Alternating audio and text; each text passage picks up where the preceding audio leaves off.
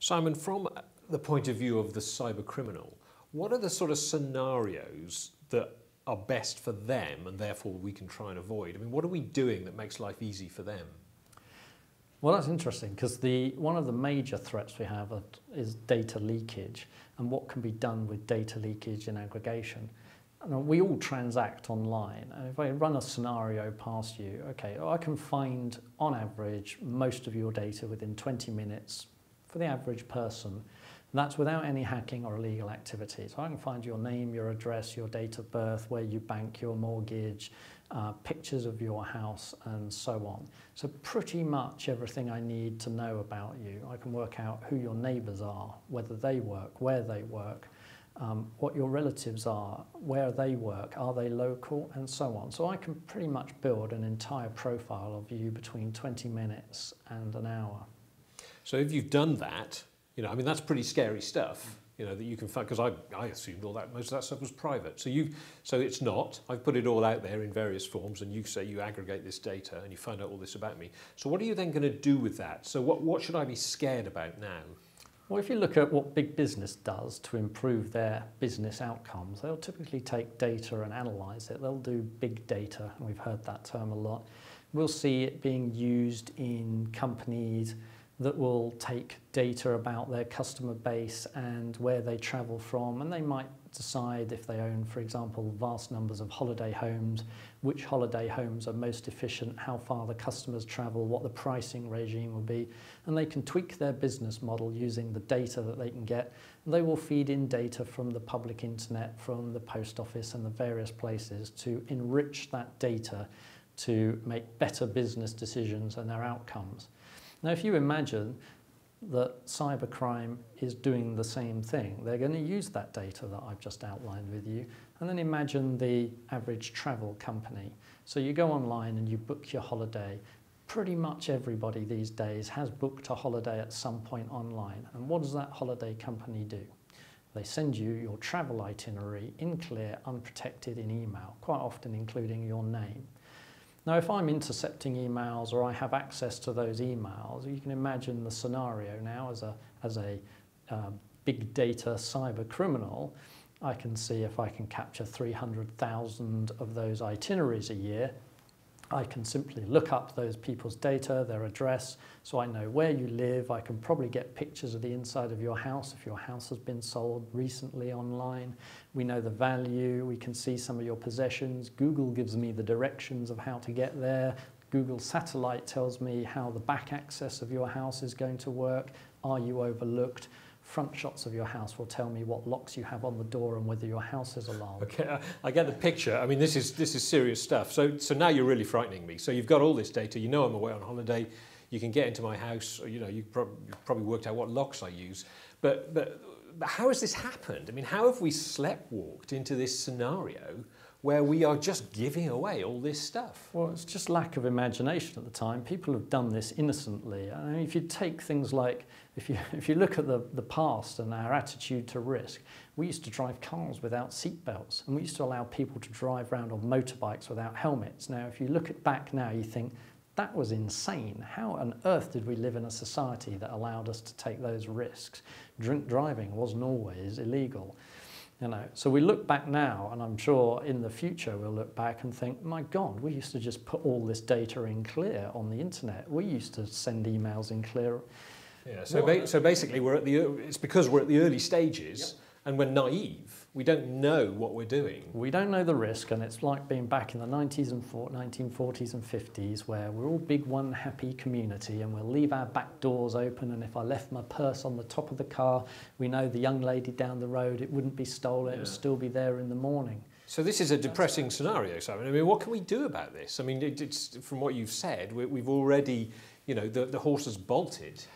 Well, we need to, it may have bolted, but we do need to get a grip. We simply need to take those steps now to undo the data leakage. We need to be telling our service providers, do not submit data in clear, unprotected across the internet via email with me, or in fact any communication channels.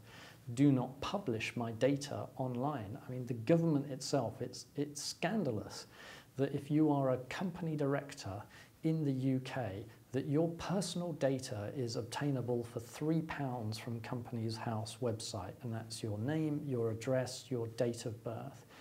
The land registry, for £3, you can obtain the deeds of the house, including the owner's name, full name, middle name, and of course whether they've got a mortgage, the mortgage provider. And you've got to think that most people's mortgages are with their day-to-day bank now, so simply getting that data is a big risk. So it seems to me that from what you've just said, I mean, the government aren't even, aware. Well, maybe they're aware of it, but they're not doing anything about it yet. So do we need legislation? Do we need laws to govern this stuff? Do we have to sort of basically tighten down the internet with a legal framework? Well, there are. I mean, we have a Data Protection Act. I mean, the irony that the UK taxpayer pays for the Information Commissioner to oversee the use of personal and private data, but then obviously the government publishes it at least through those two routes without your consent or control. I mean, the irony is not lost on. So we should be jumping up and down, shouting about this, saying this isn't good enough. Absolutely, we should stop it. We should look at things like, you look at the firms like 192 who publish old electoral registers that contain modern data. So again, for a few pounds, you can find who lives in what house, various other details about you, name, address, date of birth. This data is published because, just like I've said with cyber criminals, once data gets published, other people will obtain that data and then utilize it. Companies' house data is now published by dozens of online companies who sell access to company reports, companies' accounts. That data is almost now irretrievable. So even if you do shut down Companies House publication of the data, there's enough historic data out there to last you for 20 years. Okay, you're an expert, Simon. You've been in this world a long time. You've studied this. You've created products to try and ameliorate some of these effects with email, certainly. So what would you do? What would be your solution? If you had a blank sheet of paper, if you could start again almost, what would you do? What can we do? Well, I think education has to be the way forward for people. And the education levels at the moment are just nowhere near sophisticated enough. We have to get the campaigns out there to say, understand your risk and be more imaginative and less trusting online. We just cannot believe the identities of the people who transact with us anymore. We cannot rely upon the IT industry to protect things. They can take it so far, they can protect our tools, and in certain respects they've done a very good job. And by doing a good job, that has made us complacent. We think that we've got antivirus and that because we've got our firewalls on our gadgets and our websites and our broadband, that's it. We're protected. We've got a couple of locks on the door, but actually we're pretty much wide open because we're protecting our house, but all our data is actually out there, out of our control on the internet. Garden. Yeah, and we absolutely, and we have to protect it. We have to go, people need to start going back to some of these sites that publish data, and you can ask for your data to be withdrawn so that they don't sell your personal data. Yeah. So sorry to interrupt, but there seems to me there are two things here. There's our personal responsibility, educating ourselves so that we don't do stupid things online and give away a lot of information. But there's also the issue of these big companies, government as well out there, who are chucking this data around like confetti. Yep. So there's kind of two things that have to change. Absolutely, yeah. Personal responsibility will come through education. Do not trust anything, pretty much, unless you can corroborate it, or you've got a reasonable level of what you're doing out there while you're online and on email. That's fine. The government needs, and its regulatory bodies need to start enforcing better practice on businesses. The cyber security state of UK businesses is terrible. They don't understand the risks. We know, the anecdotes of salesmen leaving because they've got all your customer database on LinkedIn. There's the forums issue. Where is your data stored? Where is your data backed up? Which country are the servers on? But Simon, if I can just, sorry, I'm going to interrupt you again. I just want to be really clear about this. You are in this industry. You're an expert in this industry. So what are you doing to make government and these big companies realise that there are some terrible practices out there? Well, we have lobbied the SRA and the Law Society, for example, and indeed the Institute of Chartered Accountants to try and raise awareness of the problem. But they've traditionally had the same culture problem as a regulatory body in the past. You can regulate all you like, but if there wasn't a viable solution to protect email, then how do you convince the entire legal industry to give up doing email to their clients? It was never going to happen. So until more sophisticated tools like mkryptor come on the market, which remove the excuse, we're not going to see these regulatory bodies step up.